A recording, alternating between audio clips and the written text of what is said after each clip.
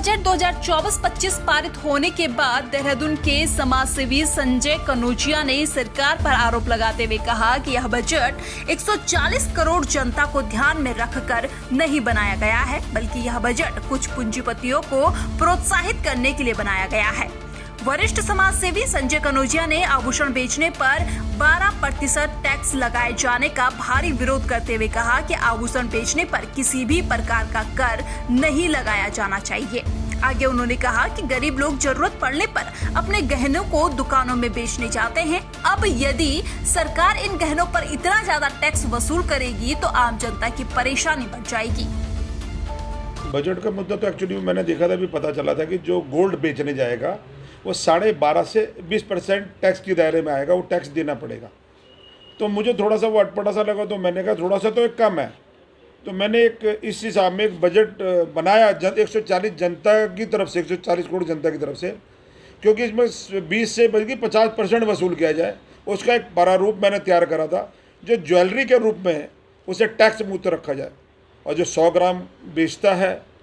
उस पर 3%, जो 200 ग्राम बेचता है उसमें 5%, जो 1 किलो बेचता है उस पर 10%, जो 1 किलो से 5% बेचता है उससे 25%, और जो 10 किलो तक बेचता है उससे 40%, और 10 किलो से अधिक से बेचता है तो उससे 50% टैक्स का वसूल किया जाए। इसकी मैंने एक कॉपी सीतारमन जी, एक नेता प्रतिपक्ष राहुल गांधी जी,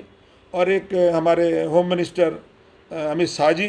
माननीय मोदी जी, प्रधानमंत्री जी, राष्ट्रपति जी, और अब सीतारमन जी को मैंने इसकी कॉपी दी है। उनसे मैंने निवेदन करा इसमें पुनः विचार किया जाए।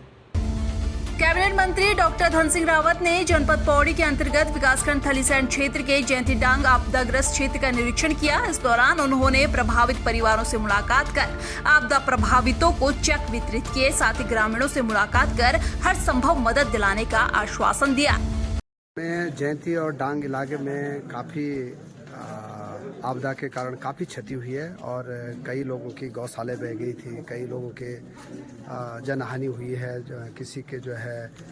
घरों में पानी घुस गया था, कई मकान जो है मलबे में काफ़ी क्षतिग्रस्त हुए हैं, पूरी रोड हमारी ख़राब हो गई है। और आज मैंने लगभग 93 परिवारों को वहाँ राज्य सरकार की ओर से और विभाग की ओर से जो है उनको क्षतिपूर्ति के चेक बांटने गया था। लेकिन मैं कह सकता हूँ कि इस दुख की घड़ी में हमारी पूरी सरकार जो है परिवार उनके जयंती और डांग के जितने भी परिजन हैं उनके साथ खड़ी है, और मैं कह सकता हूँ कि वहाँ की रोड भी हम बहुत जल्दी खोलने का प्रयास करेंगे। वहाँ पे एक पुल भी पूरा बह गया है, वो पुल भी मैंने आज ही आदेश दिए हैं कि वो पुल जल्दी जो है निर्माण किया जाए। सिंह नगर के खटीमा में विगत 7 और 8 जुलाई को भारी बारिश के साथ आई आपदा से लोगों के आवास में पानी भर गया था, जिससे घरेलू सामान बाढ़ के पानी में पूरी तरह तबाह हो गया। सरकार ने आपदा प्रभावितों की मदद के लिए चेक वितरित किए, लेकिन ग्रामीणों का कहना है कि जिनको नुकसान हुआ है उन्हें चेक नहीं दिए गए, बल्कि अपात्र लोगों को चेक बांटे गए हैं, जिससे ग्रामीणों में भारी रोष है और अब ग्रामीण जाँच की मांग कर रहे हैं। किसी का दीवार चढ़ गया, किसी के भूसे बिक गए, किसी के गेहूँ बिक गए, किसी के पास खाने की कोई राशन नहीं बचा, उन तक जो है ये बाढ़ अभी तक का कोई सुविधा नहीं मिल पाया। हमने एसडीएम साहब से भी मैंने फोन में बात की थी, एसडीएम साहब ने मेरे को आश्वासन दिया था कि जितने भी लोग आपके बचे हुए उन सबको दिया जाएगा, लेकिन फिर भी कोई सुनवाई नहीं हुई। मजबूरी में आज 300 लोग, 300-400 लोग पब्लिक हमारे ग्राम सभा के, हम ये नहीं कहते हैं कि आप तहसीलदार, हम किसी पर आरोप भी नहीं कर रहे, हम कह रहे हैं तहसीलदार आए, पटवारी को लेकर आए, हमारे ग्राम सभा के 4 सियाने आदमी को पकड़ रहे हैं, 2 राना बस्ती के, 2 बंगाली के, वो लोग उन लोगों से जांच कराया जाए। जहां गलत पाया जाता है भाई उनको दो, जहां जिनका नुकसान हुआ उनको दो।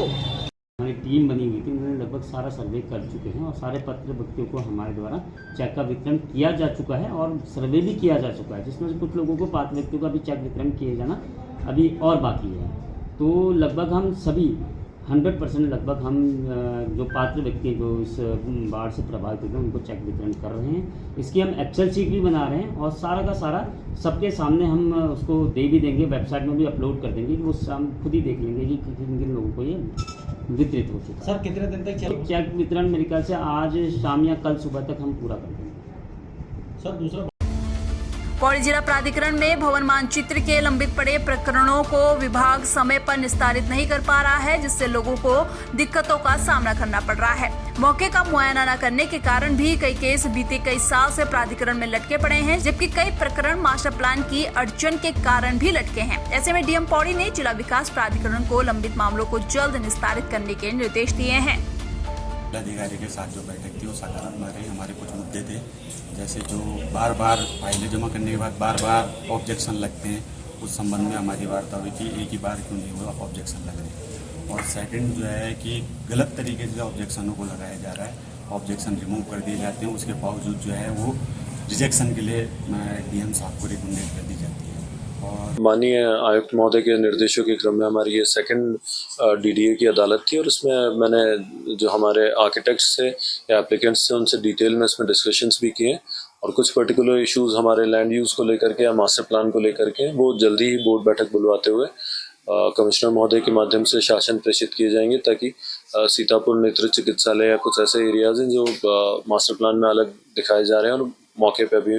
वहाँ कमर्शियल या रेजिडेंशियल एक्टिविटीज़ हो रही हैं या लैंड का स्टेटस अलग है, तो एक इस इशू को एड्रेस करने का प्रयास किया जाएगा। और साथ ही कुछ मैप को लेकर के जो शिकायत आई है उस क्रम में